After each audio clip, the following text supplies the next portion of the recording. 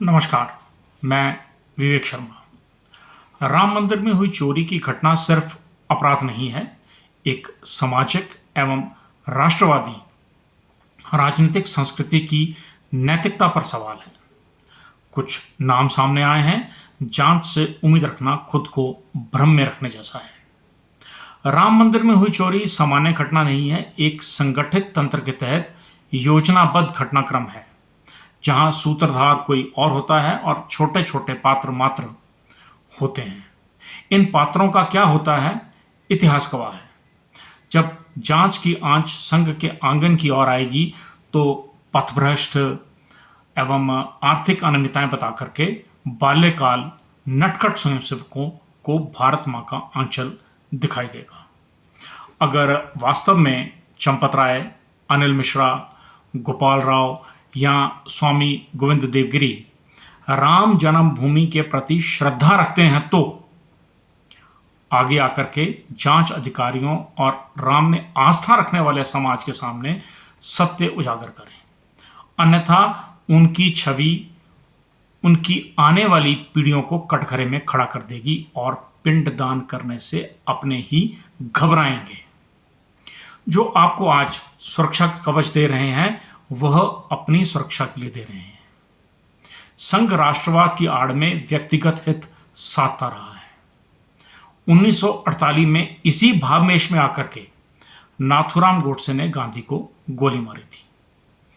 जनवरी 1999 की रात को उड़ीसा के क्योझर जिले के मनोहरपुर गांव में जिस विश्व हिंदू परिषद के दारा सिंह यानी कि उर्फ रविंदर कुमार पाल ने जिस मिशनरी प्रचारक के ऊपर हमला किया था, वो किसके उकसाने पर किया था चर्चा में नहीं है, पर दारा सिंह आज उम्र कैद की सजा काट रहा है।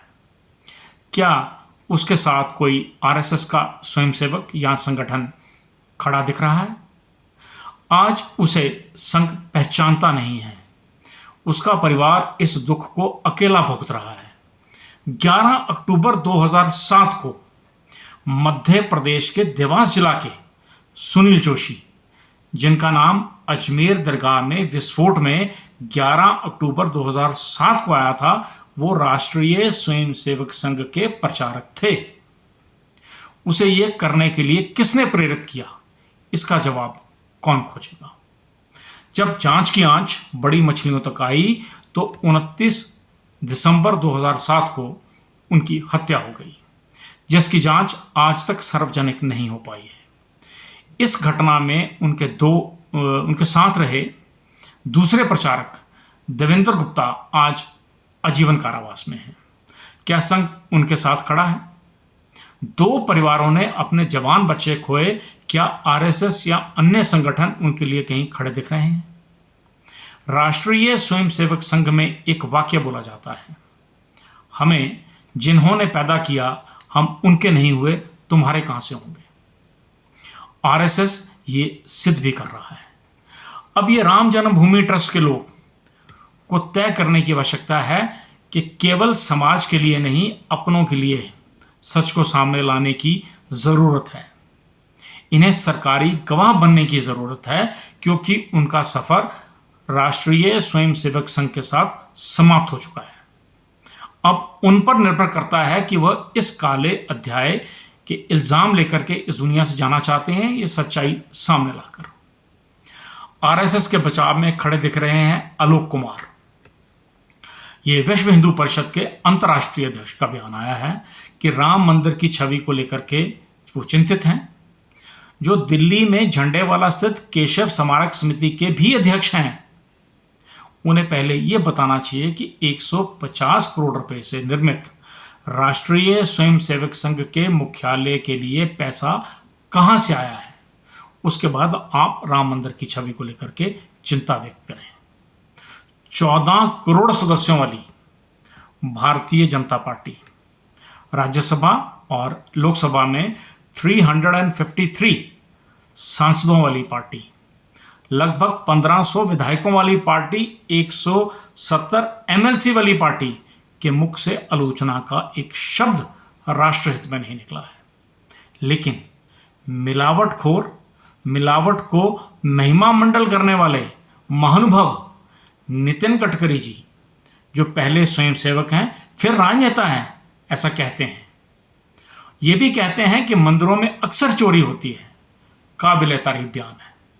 राष्ट्रीय स्वयंसेवक संघ के सरकारेवा यानी कि चीफ एग्जीक्यूटिव दत्तात्रेय होसबोले ने धरती हिलती देख राष्ट्रीय स्वयंसेवक संघ के स्वयंसेवकों को संबोधित करते हुए कहा कि हिंदू समाज धैर्य और संयम का परिचय दे। इस दुर्भाग्यपूर्ण घटना का लाभ उठाकर हिंदू विरोधी और राष्ट्र विरोधी शक्तियों के बहकावे में ना आए। क्या खूब कहा है। तख्त-ओ-ताज डोलता क्या दिखा कि बड़े अदब से अमन का फरमान सुनाने आ गए। हुनरबाज इतने कि जब खुद पर आई तो हमें सलीका सिखाने आ गए। कमाल है। आरएसएस हिंदुओं के ठेकेदार सिखाया करते थे, जिस हिंदू का खून ना खौले वो खून नहीं वो पानी है, के नारे लगवाया करते थे।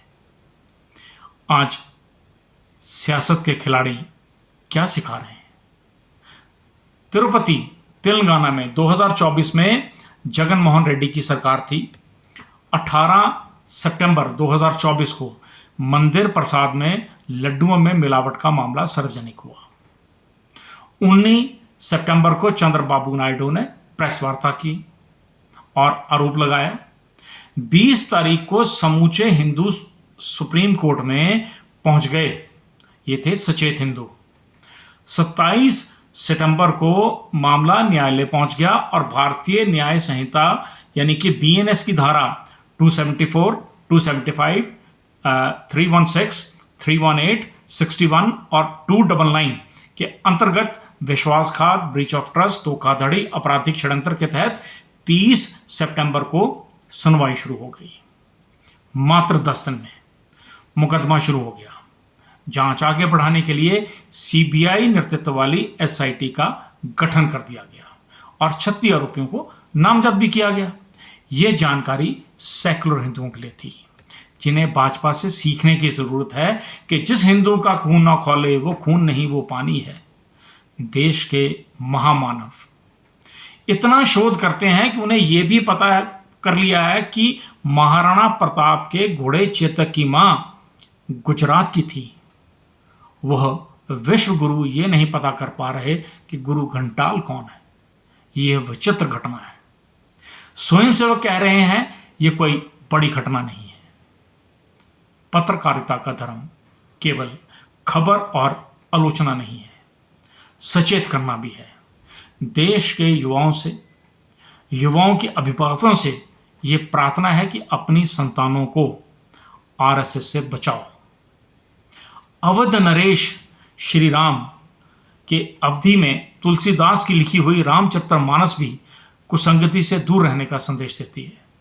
प्रभु राम भी सोच रहे होंगे कि जिस धरती पर उतरी थी गंगा, पावन जल लेकर उसमें काम, क्रोध और लोभी नहाए और आज राम तेरी गंगा मैली हो गई। जय श्री राम।